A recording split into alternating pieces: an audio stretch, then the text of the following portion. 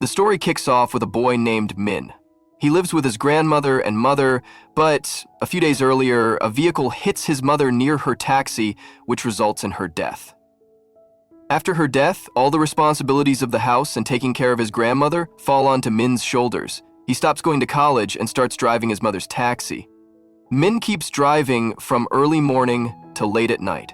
One day, a passenger gets into Min's taxi and tells him that he needs to reach his destination quickly. That passenger is on his way to his child's school, and Min makes sure he reaches there on time. The man becomes very happy after meeting his daughter, and seeing him happy makes Min feel happy as well.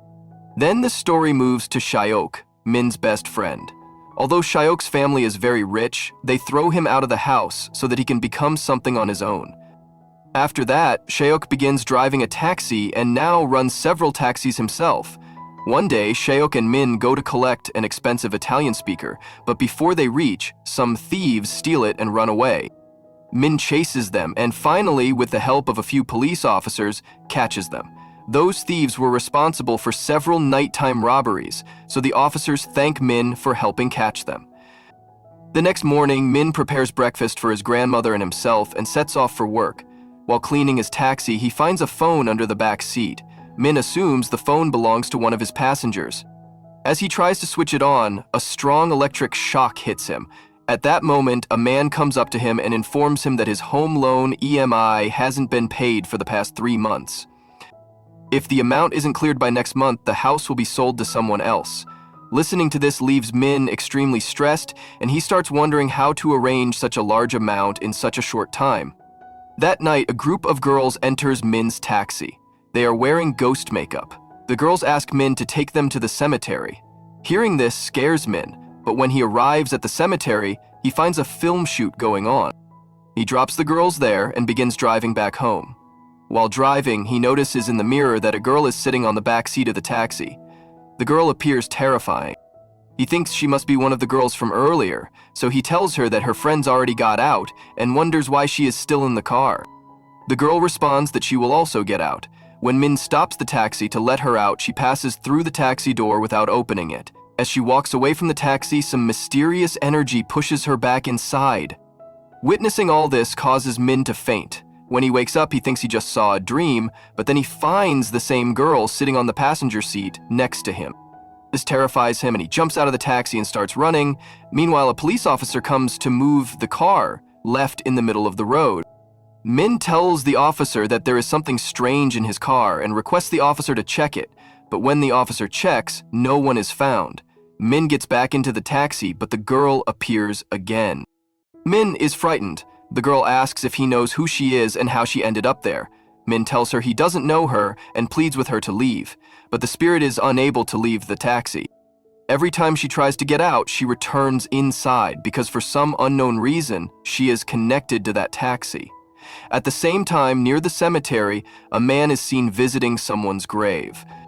Just then, he receives a message from a police officer stating that his daughter's case has been handed over to a new officer, who will soon begin the investigation. The man looks at a photo of his daughter, and it is revealed to be the same girl whose spirit is in Min's taxi. Her name is Kang. Back in the taxi, Min is trying to find passengers, with Kang's spirit still inside the vehicle because he has no other choice. But the presence of Kang in the taxi causes discomfort to every passenger who enters. They feel uneasy and get off midway, which leads to financial losses for Min. He starts worrying that if this continues, how will he repay the loan? That night, Min returns home. Kong is still with him because he has parked the taxi just a little distance from the house. Otherwise, Kong's spirit would disconnect and remain outside. Kong begins looking around and feels as if she has seen this place before. When Min's grandmother sees him, she scolds him for coming home so late. After that, Min goes to sleep, but he is haunted by nightmares all night. The next morning, his grandmother tells him to take her to the temple. Min refuses because the spirit of Kang is inside the taxi and it might affect his grandmother's health. But his grandmother does not listen and sits inside the taxi anyway. Min took his grandmother to the temple and kept asking her throughout the way how she was feeling. After some time, even the grandmother started feeling very strange, but by then they reached the temple. The grandmother went inside while Min stood outside and asked some people to perform a spiritual cleansing ritual on his car.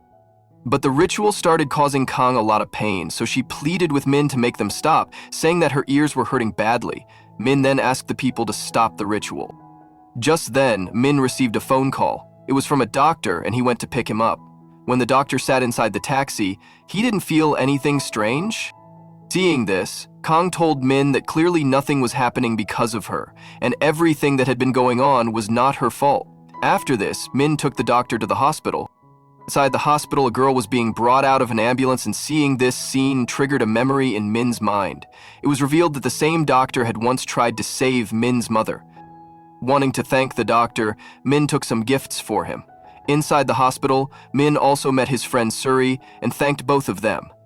Kang witnessed everything silently. Later, Min headed home, and Kang requested him to park the taxi near the house that night, as there were no streetlights outside and it scared her. Min jokingly asked how a ghost could be afraid of the dark, but he still agreed and parked the taxi near the house.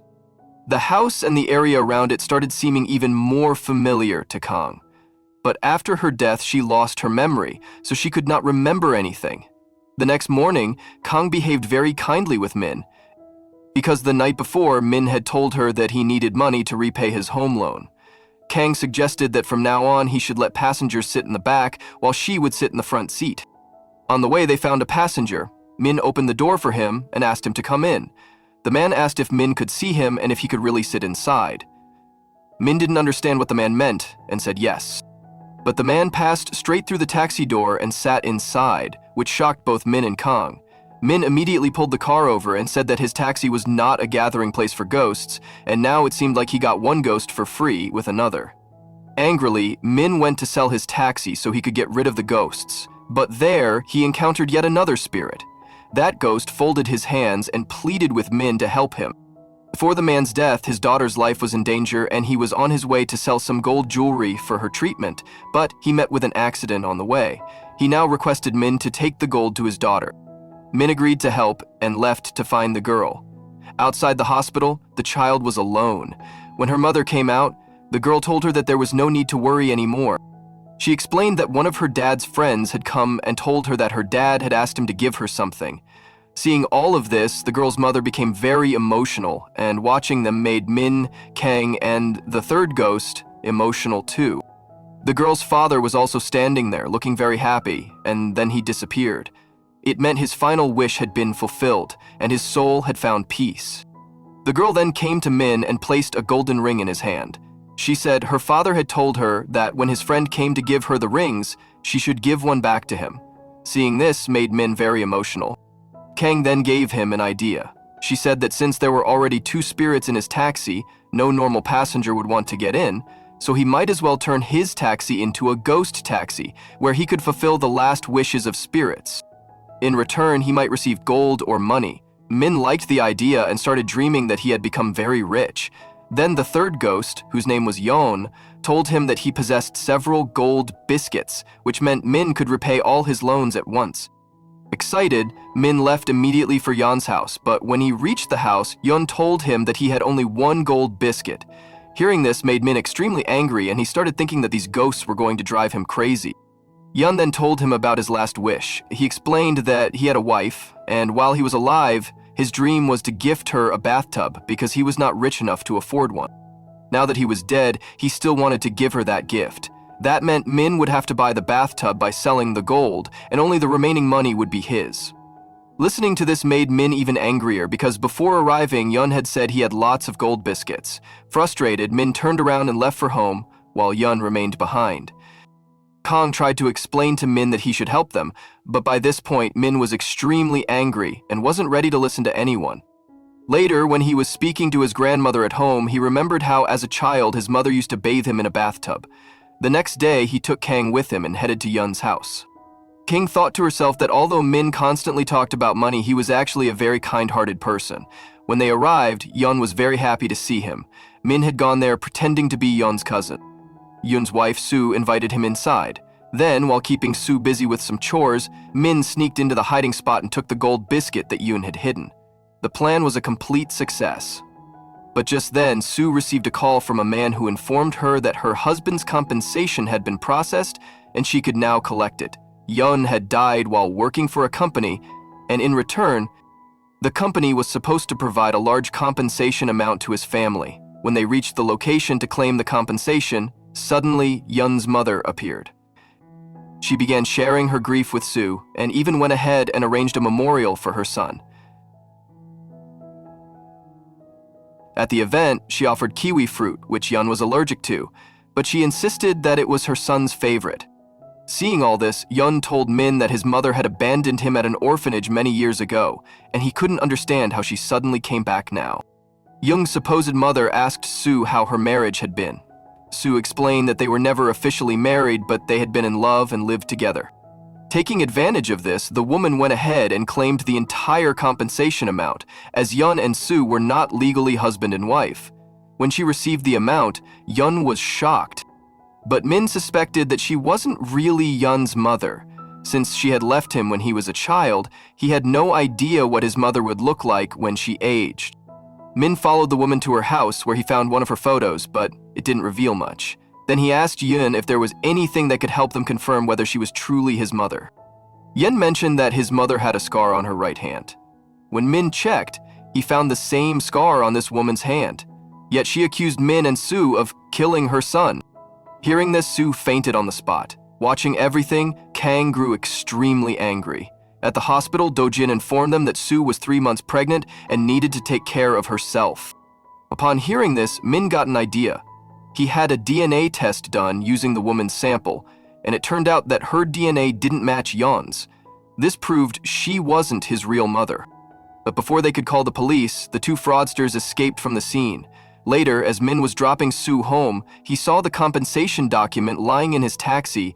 He went upstairs to return it, but the door was locked. Inside, the two frauds had already tied up Sue and were threatening her, saying they would kill her if she didn't give them the money. Despite trying hard, Min couldn't open the door. Yun, forced to watch his wife suffer helplessly, began praying to God and slammed the door with all his strength. Suddenly, a miracle occurred and the door burst open. Min rushed in and fought the two attackers, eventually overpowering them. The police soon arrived and took the frauds into custody. Somehow, Yun's wife survived. After this, Min confessed to Sue that he wasn't really her husband's cousin. In fact, he didn't even know them before. He told her that he had met her husband's spirit, who had requested his help. Sue found this very strange and listened in shock. Min told her that Yun was right there with them and that he could hear and see her. But she didn't believe anything he said.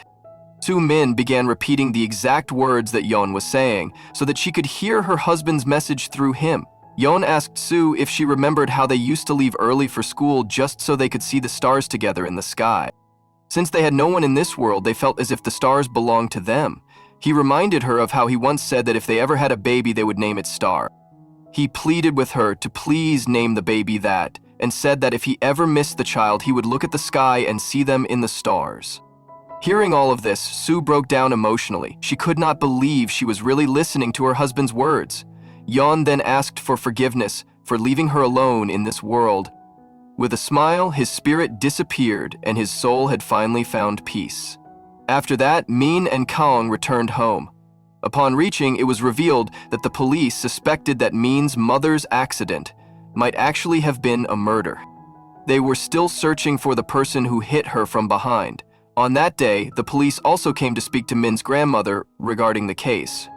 While the grandmother was talking to them, Min suddenly noticed something surprising, that Kang was wearing a hairband on her hand, and it was the same one that had belonged to his mother.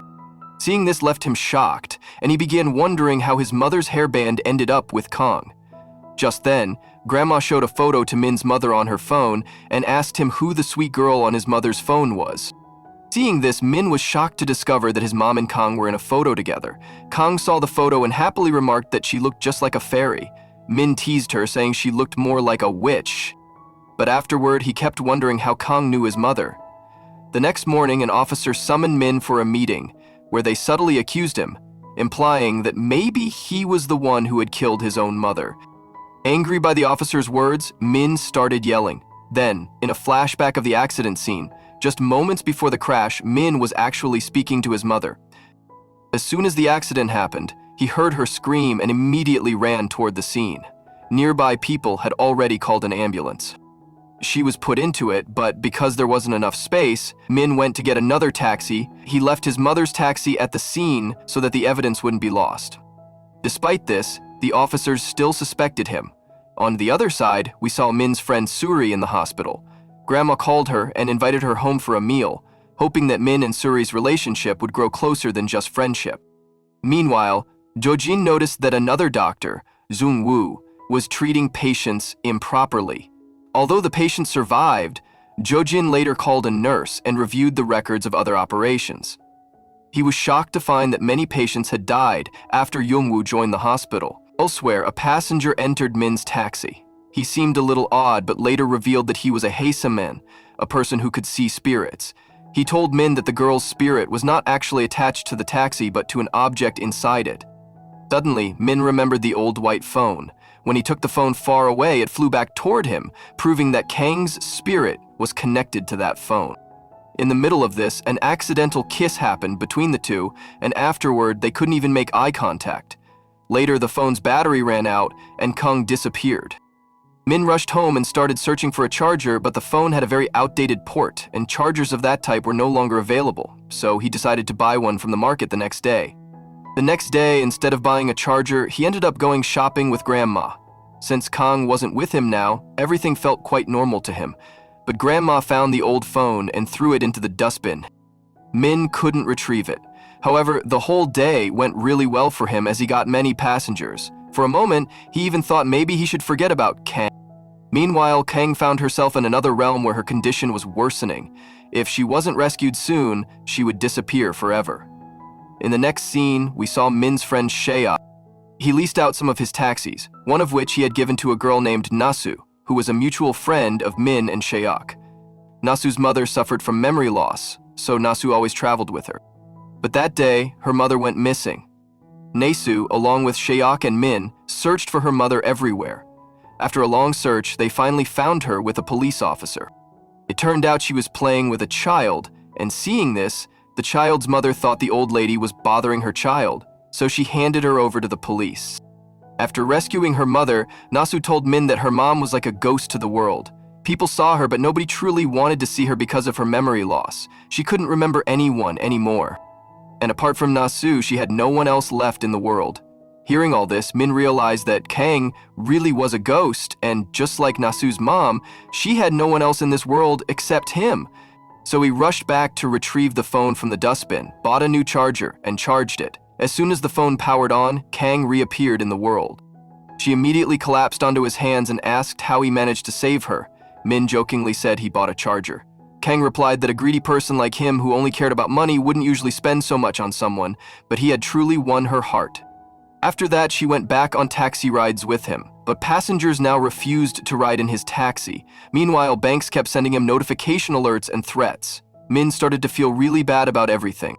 Then Kang once again suggested the ghost taxi idea. On the other side, we saw that Suri had developed feelings for Do-jun.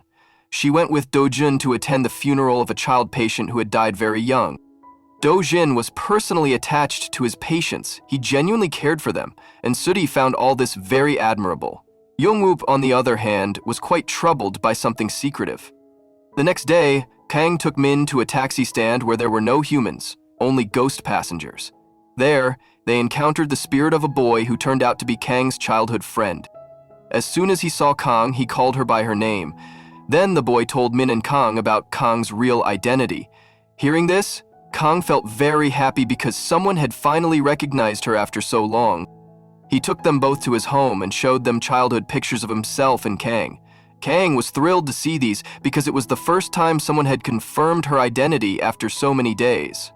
The boy's name was Sunbo. He asked Kang if the boy with her was her boyfriend, to which Kang said no. Taking advantage of the situation, Sunbo told Min that if he needed money, he should come with him.